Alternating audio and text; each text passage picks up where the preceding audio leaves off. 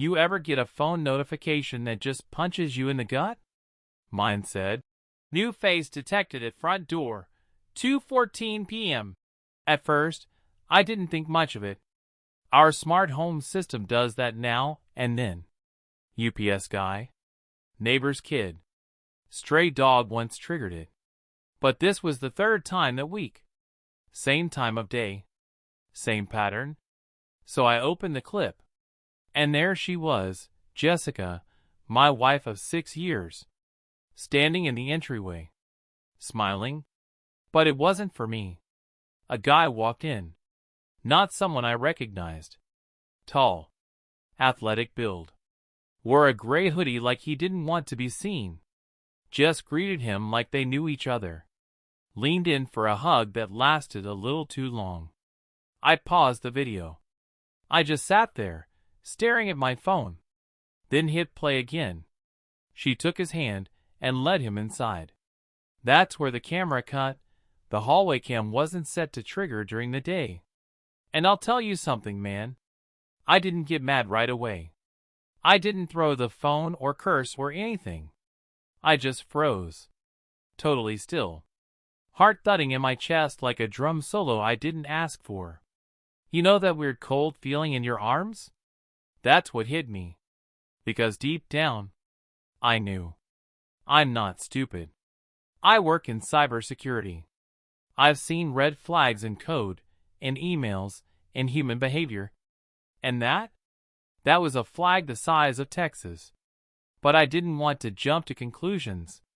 So I told myself something dumb like, maybe he's a client. Which was a joke. Just sells homes, not private meetings behind my back. And she sure as hell doesn't greet clients with soft smiles and bedroom eyes. Still, I didn't say a word. Not that day. Instead, I sat on the back porch and stared at the tree line until the sun dipped behind the hills. Ranger, our lab, laid at my feet. He didn't care about drama. He just wanted a stick to chew. Just came home around 6:45. Claimed traffic was bad.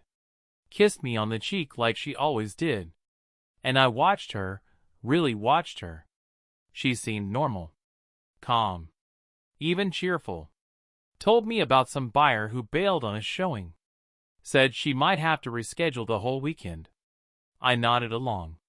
Meanwhile, my brain was running full speed in the background. Was this new? Or had I missed something for months? I started rewinding the past few weeks in my head, trying to spot anything I might have ignored. Late nights. Girls' dinners. That ran too long.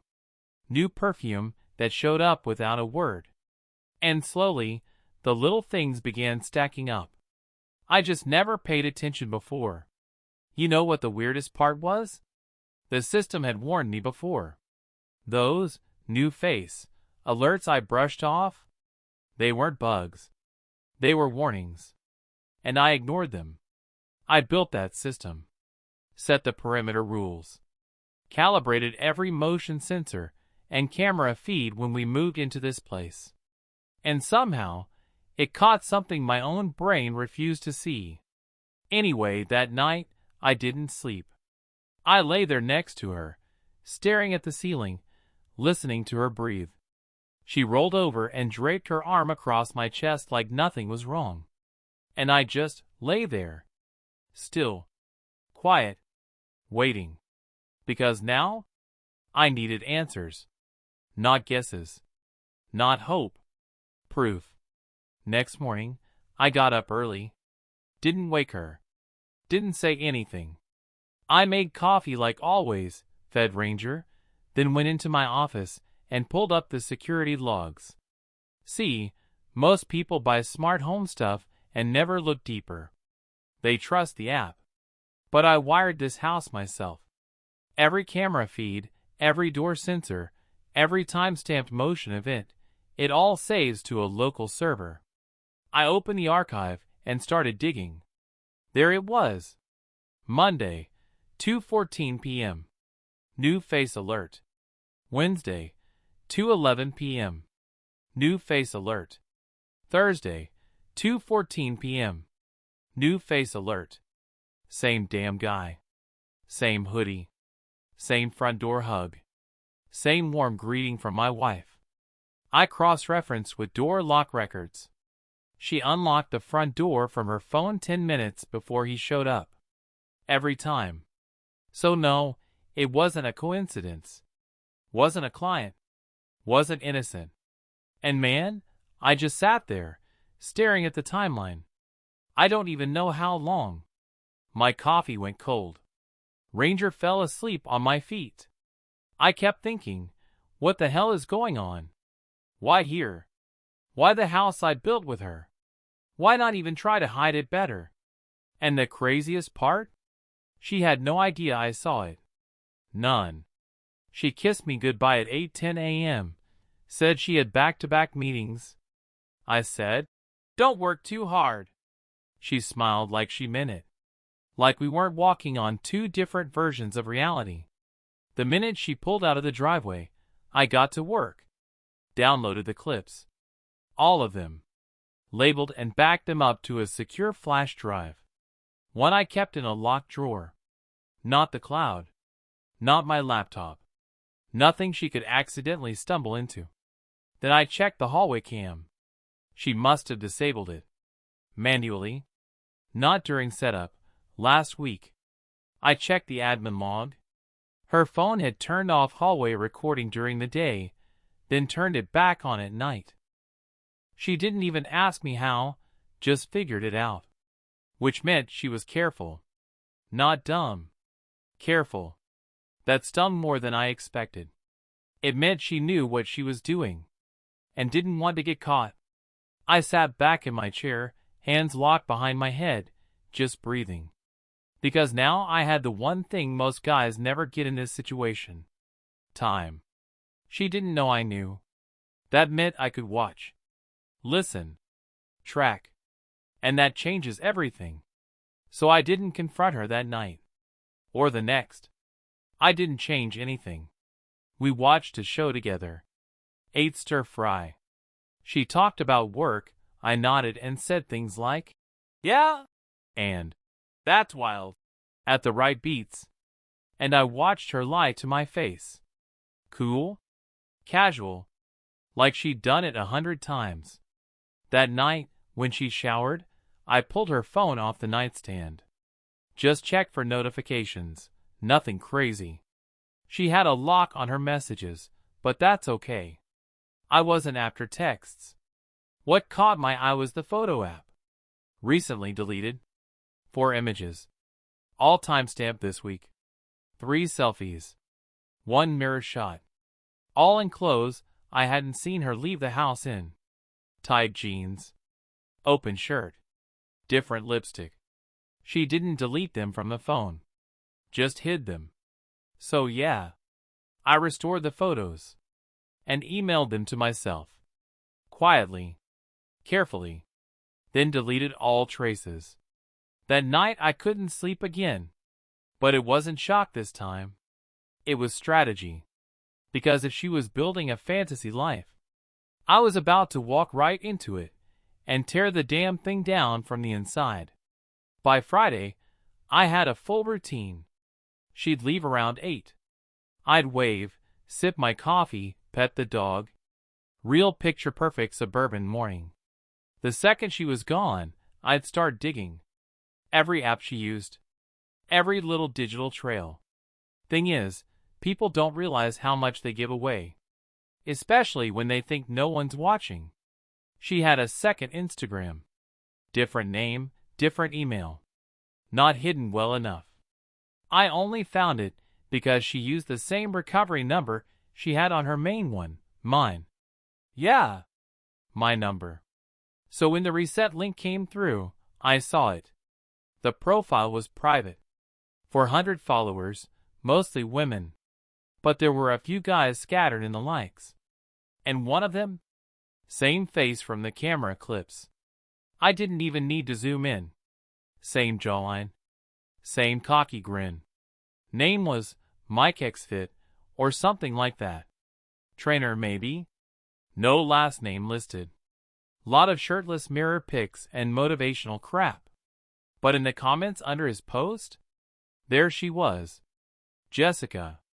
Not with her real name, of course, but I recognized her writing.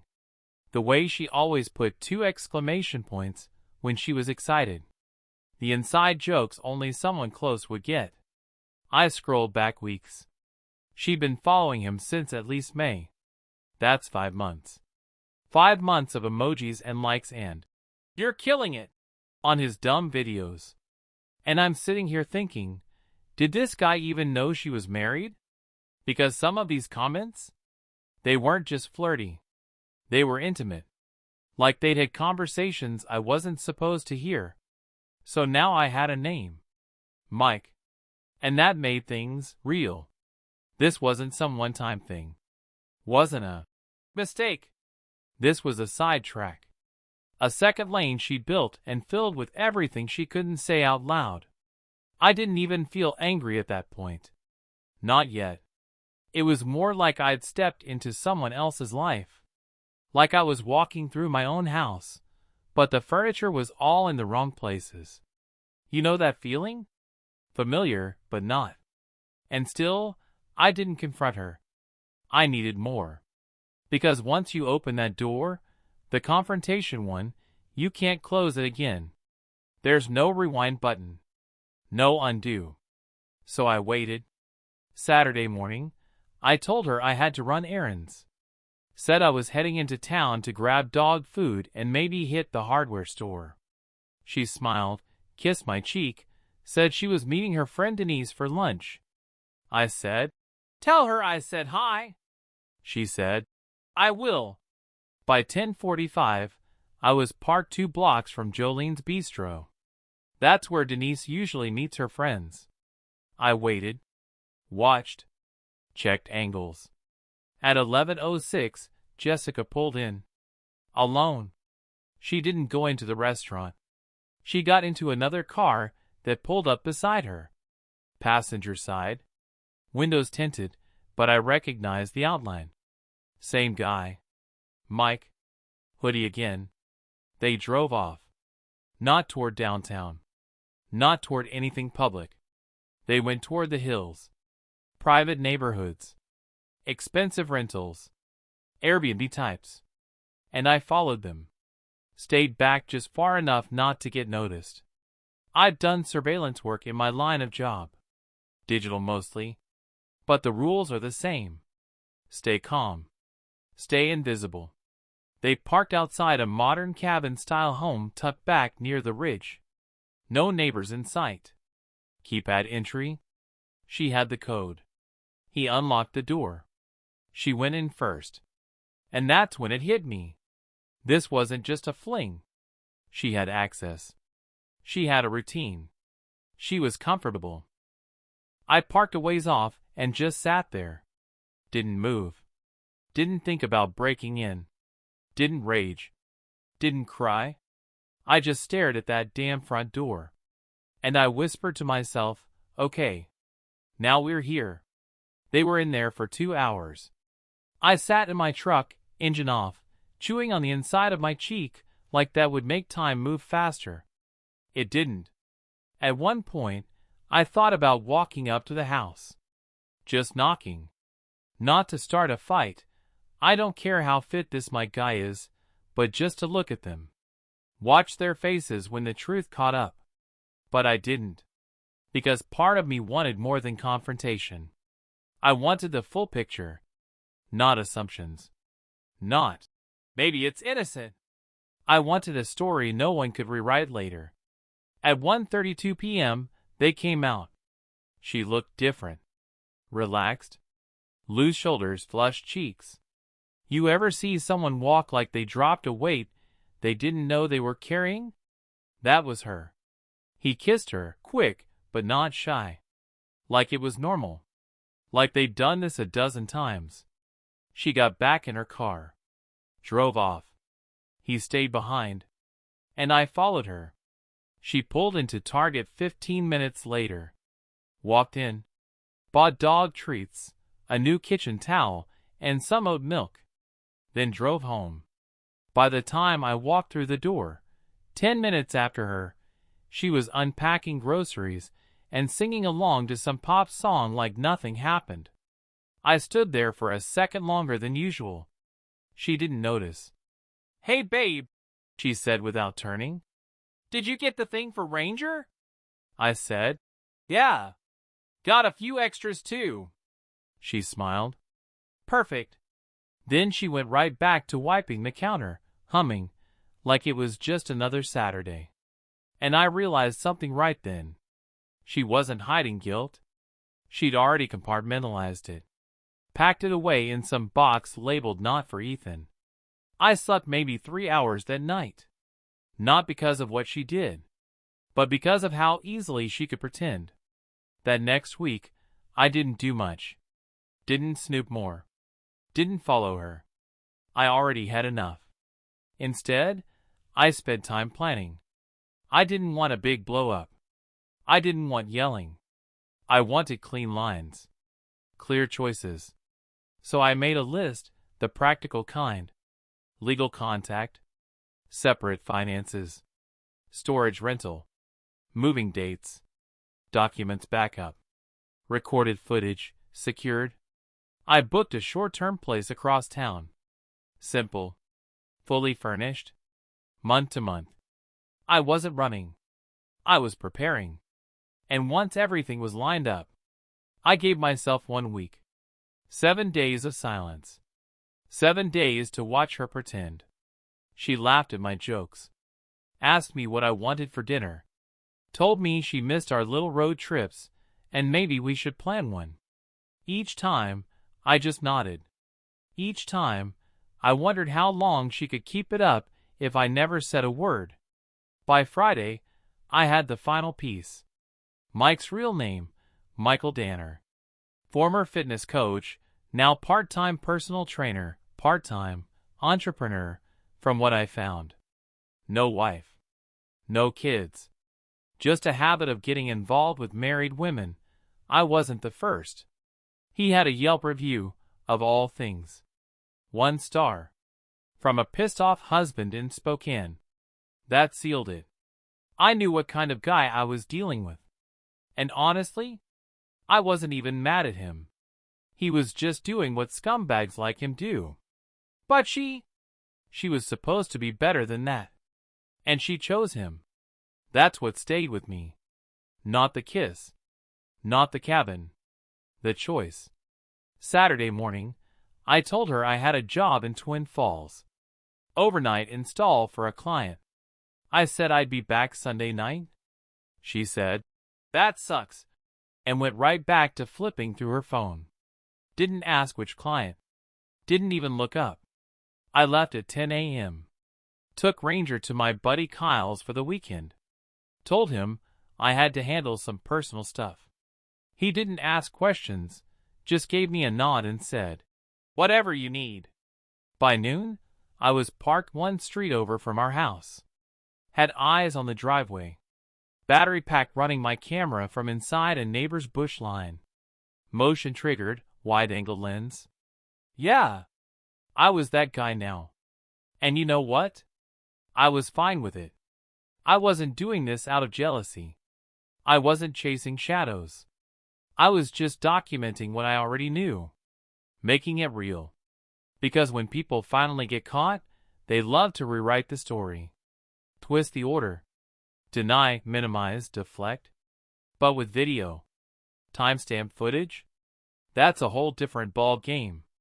Around 2:20 p.m., she came out in jeans and a blouse I'd never seen before. Full makeup. Hair done. Got in her car. Drove off. I didn't follow. Didn't need to. Camera at the house would tell me if she came back alone. She didn't. At 3:07 p.m., notification popped up. Front door unlocked. Jessica's phone. Then, new face detected. There he was. Mike. Again. Same damn grin. Same swagger like he owned the place. I watched as he followed her inside. Then silence. No movement. No exit. Just that eerie stillness of a house holding a secret. And it hit me again how surreal this all was. That was my house. My living room. My kitchen. My wife. And I wasn't even there. You ever feel like a ghost in your own life? That's how I felt. Invisible. Present only in memory. I stayed out all day. Walked through town. Sat in a diner and stared at my coffee for an hour straight. The waitress asked 3 times if I wanted a refill. I didn't even answer the first 2. By 7 p.m., I drove to the rental I'd already paid for. Let myself in. No decorations. No warmth. Just 4 white walls and a bed I didn't want to lie in. I checked the camera again. Still inside. They didn't leave until almost 8:30. Same routine. Her walking him out. Quick hug. No kiss this time. She looks tired, but not in a bad way. He got in his car and drove off. She walked back inside like she just came home from yoga class. No guilt. No hesitation. Just routine. I sat there, alone, thinking about how easy it was for her. How normal she made it look. And for a second, I wondered if she ever thought about me at all during it. Did I ever cross her mind? Did she ever think, Ethan built this house. Ethan installed that door lock. Ethan wakes up next to me every day. Or was I just part of the background now? Just noise. Sunday morning I texted her. Running late. I'll be back after dinner. She wrote back. No worries, be safe. I stared at that heart emoji for a full minute. And I realized I didn't feel love anymore. Not even hurt. Just done. And once that part of you goes quiet, there's no coming back. Monday morning, I came home like nothing happened. She was already in the kitchen, sipping coffee in her robe. Told me she missed me. Said Ranger probably did too. I smiled. Said, yeah. Long trip. Then poured myself a cup and acted like I hadn't watched her spend the weekend with another man in the house I'd built with my bare hands. And she just kept going. Talking about her week.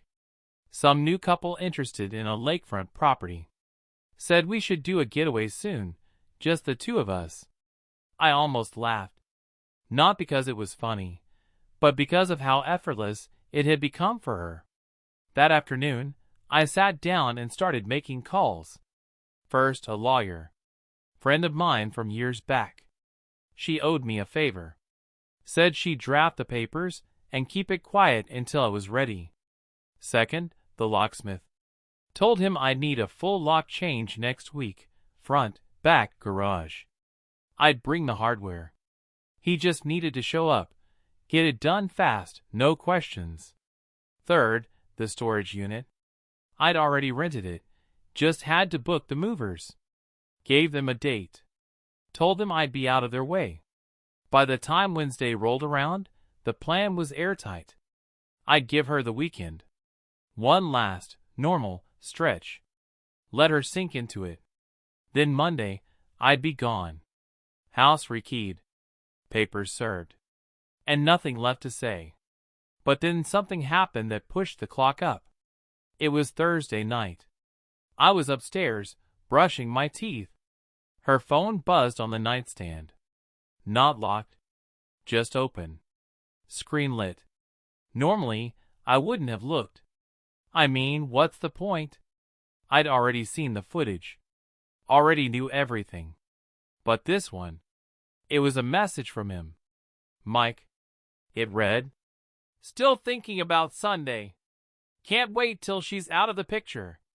I spit out the toothpaste. Read it again. Till she's out of the picture. What the hell did that mean? She was lying next to me. Asleep. Peaceful. And this guy was texting her about removing me like I was some scheduling conflict? I backed away from the bed like she might wake up and read my thoughts. And I knew right then, I wasn't waiting until Monday. This ends now. I spent half the night packing. Not all of it. Just the essentials. Clothes. Documents. flash drives, the camera footage. By morning, I was dressed and ready. I poured a cup of coffee, set it on the kitchen counter, and waited for her to come down. She did, still in pajamas, hair tied up, yawning. "Hey," she said, rubbing her eyes. "You're up early." I nodded, then slid the flash drive across the counter. She looked at it, then looked at me. "What's that?" I didn't blink. "It's every time you let Mike into my house." Silence. The kind that pulls the air right out of a room. She didn't say anything at first. Didn't deny it. Didn't reach for excuses. She just stood there frozen. I said, "You can keep the house. I'm not fighting over it." She opened her mouth to speak, and I held up my hand. "Don't. You had months to talk. Now I'm talking." She closed her mouth. I told her I'd be out by noon. Movers were coming. Locks would be changed Monday. Papers on the way. And then I said the one thing I'd been holding in for weeks. "You were the love of my life, Jess. I would have done anything for you. But you cashed that in for some guy who sends you shirtless videos at 2 a.m. And I walked out. Just like that. I thought walking out would be the hard part. Turns out, that was the easy part. The real mess started after. I moved into the rental that afternoon, threw my stuff into the closet, and sat down on the edge of the bed. Didn't even unpack. Just sat there, staring at the wall. Not crying. Not thinking much. Just empty. Then my phone started blowing up. First Jessica. Calls. Texts. "Ethan, please call me. I didn't mean for it to happen like this. Can we just talk before you do something stupid?" I didn't answer. Not one. Then came the email, long one. Said it. "Wasn't what I thought. That it. Only started a few weeks ago. And that. It wasn't serious." "Sure, Jess. You just let a guy into our house 3 times a week, disable the hallway camera, and send him hearts over lunch breaks. Totally casual." Then she switched tactics. "Don't burn it all down over one mistake." One mistake? That part got me. So I wrote back one line. "It wasn't one mistake. It was months of lying." Didn't hear from her again that day. But then he reached out. Yeah. Mike. Dude had the nerve to DM me on Instagram. "Look, man, I didn't know she was married. I swear. We're done, all right." I didn't answer him either. Not because I was trying to take the high road, but because I honestly didn't care what he had to say. He could rot for all I cared. That weekend, I laid low. Kyle invited me out for drinks, but I wasn't in the mood to pretend anything was fine. I told him I'd catch him later. He didn't push. Sunday night, I drove past the house one last time. Just sat across the street, watching. Lights on. Her silhouette moving through the kitchen. Ranger wasn't there. I'd made sure of that. I don't know what I was looking for. Closure? Regret? But all I felt was distance. Like I was watching someone else's life now. She texted again late that night. "I miss you. I messed everything up. I wish I could take it back." I stared at it for a while, then put the phone down and went to bed. Didn't answer. Didn't need to. Because here's the thing, once you stop caring whether they're sorry, you've already moved on.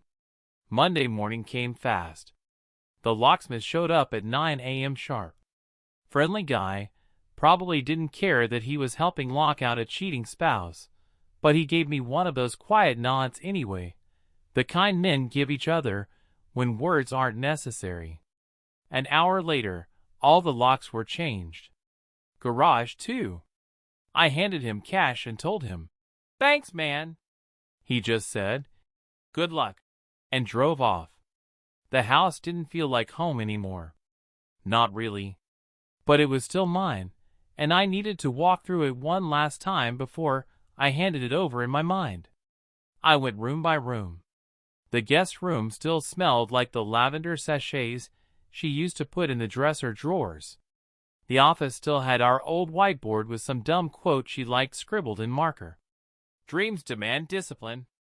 In the bedroom, the bed was made too tight, like she was trying to prove something. Probably cleaned like crazy after I left. I didn't touch anything.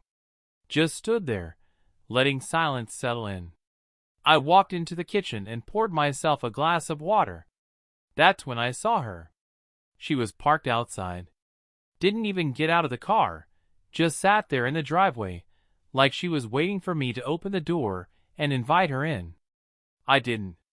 She texted me, "Please talk to me. Just 5 minutes." I stared out the window, watching her from behind the blinds like some kind of prisoner in my own house. I didn't respond. 5 minutes later, she backed out and left. That was the last time she came by in person. The next day, her sister called me. Now, I always liked Erin. Straight shooter. She never sugarcoated anything, and honestly, I think she liked me more than she liked Jessica half the time. "Ethan," she said, "can I just ask, what the hell happened?" So I told her. Not everything, not the footage, not the text from Mike, not the burner Instagram, but enough. Enough to make her go quiet for a full 10 seconds. Then she said, "I'm so sorry. I didn't know." I believed her. She said Jess hadn't told anyone, that she'd been acting weird for months, but nobody guessed it was an affair. Thought maybe she was just depressed or overwhelmed. I almost said, "Overwhelmed by what? A perfect marriage?" But I didn't. I just said, "Yeah.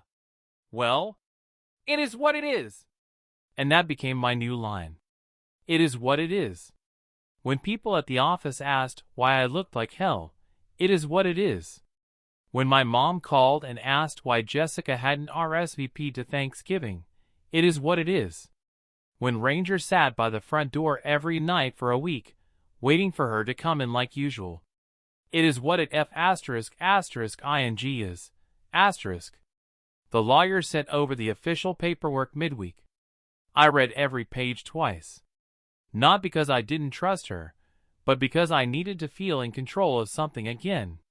We had no kids, no shared business, no real financial knots to untangle.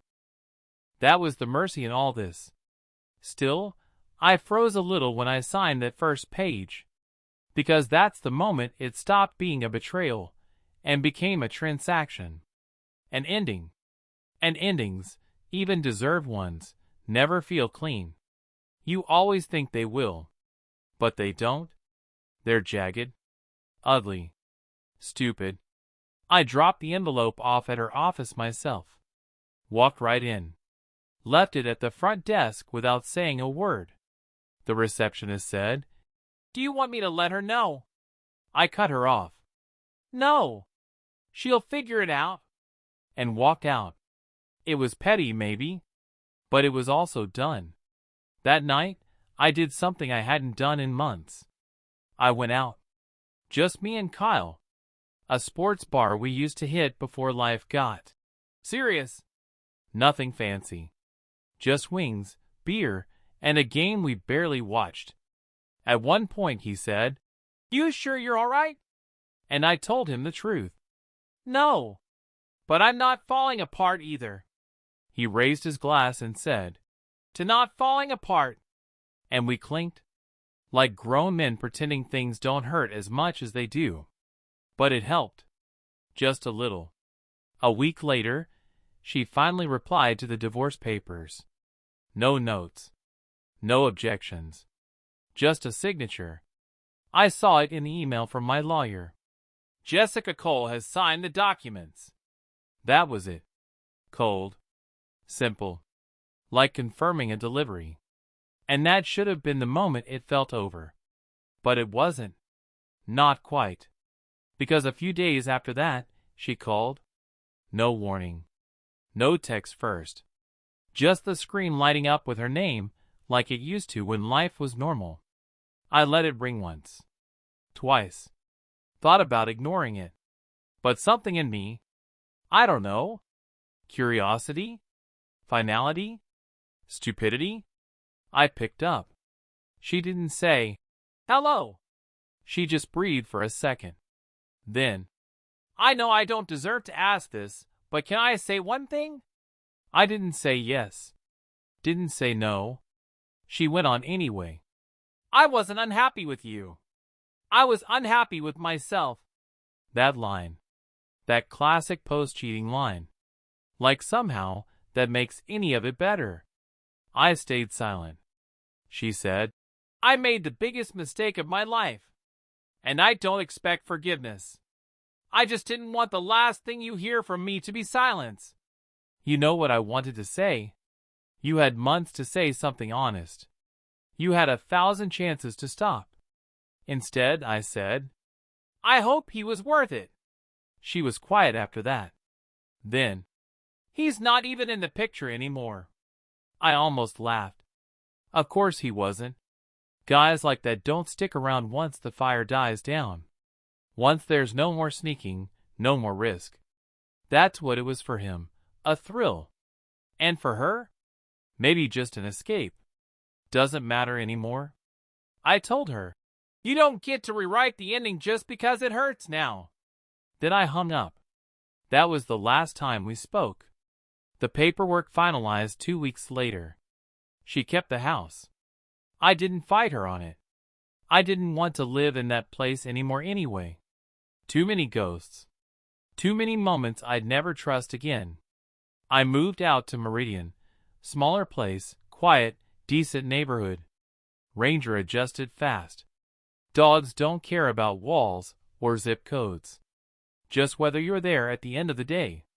I started running again. Not to get in shape. Just to feel like I could move forward. Feet on pavement. Breathing in rhythm. Something simple.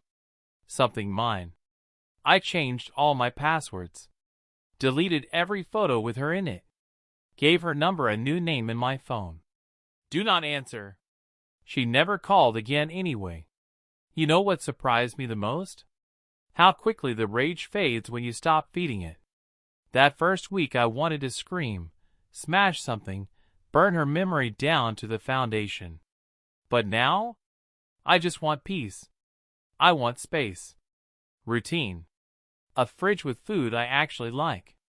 A playlist that doesn't remind me of fake smiles over dinner. And you know what? That's starting to feel possible. 6 months later, it almost feels like another life. I don't check the cameras anymore. I disconnected the system and sold it to a buddy who just bought a place out in Nampa. Told him it worked fine. I just didn't want the eyes on me anymore. And that's the truth. You get tired of watching things you can't control.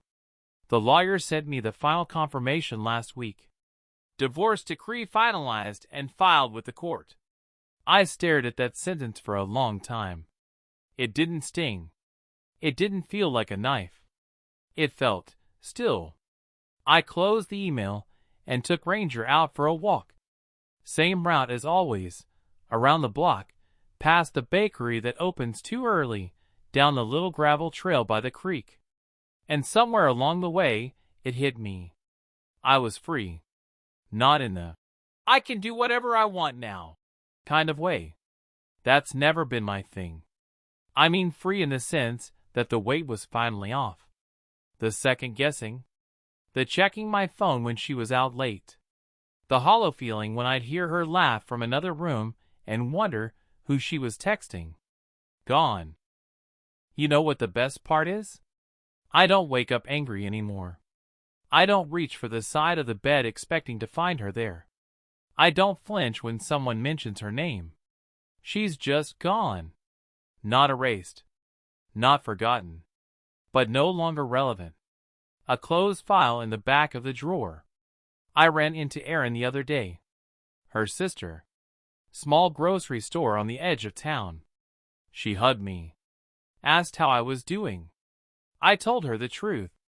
Better than I expected. She smiled. Said Jessica moved out of the house a month ago? Sold it, actually. No one knows where she's living now. Somewhere closer to Boise, maybe. I just nodded. Didn't ask for more. Didn't need to. So yeah, that's it. We're done. No fireworks. No long speeches. No dramatic chase through the airport. Just a marriage that fell apart when one of us decided the truth wasn't worth holding on to anymore. And now? Now I get up every day, pour my coffee, and breathe easy. That's more than I had 6 months ago. So yeah, call it what you want. Me, I call it closure.